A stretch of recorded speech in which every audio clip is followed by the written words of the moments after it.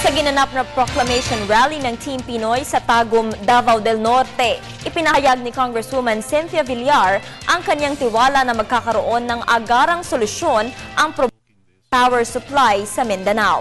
Balitaan mo kami tungkol dito, Eddie Arellano.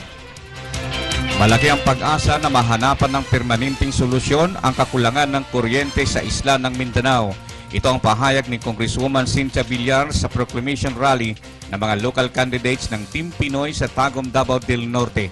Ayon sa kanya, na isa sa mga dahilan ng outages sa ngayon ay dahil karamihan sa mga source ng kuryente sa Mindanao ay nanggagaling sa mga hydropower plants at summer ngayon kaya hindi ito masyadong makakabigay ng 100% na serbisyo. Parang sa akin, marami naman magiging private power companies now kasi inaalaw na nila na private power companies mag-build. Ba't pa kailangan i-privatize yung government? Parang bayaan ang mag-build sila ng mga sarili nilang power source.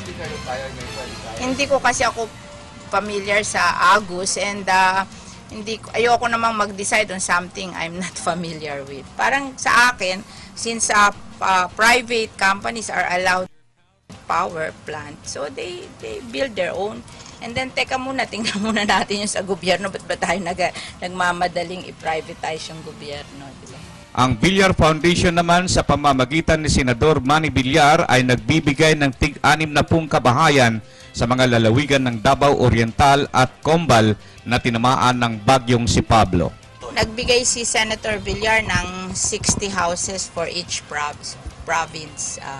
60 houses for Compostela and 60 houses for Davao Oriental. Well, of course, nagbigay din kami during the typhoon ng food, ng blankets, ng mga lona, ng mga water, di ba?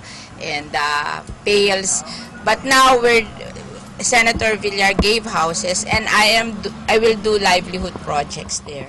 Sa kanya namang talumpati sa Tagum, pinayuhan niya ang mga may bahay na dapat tumulong sa kanilang mga asawa sa paghahanap buhay, imbis na magsugal at magchismis upang ang kanilang pamumuhay.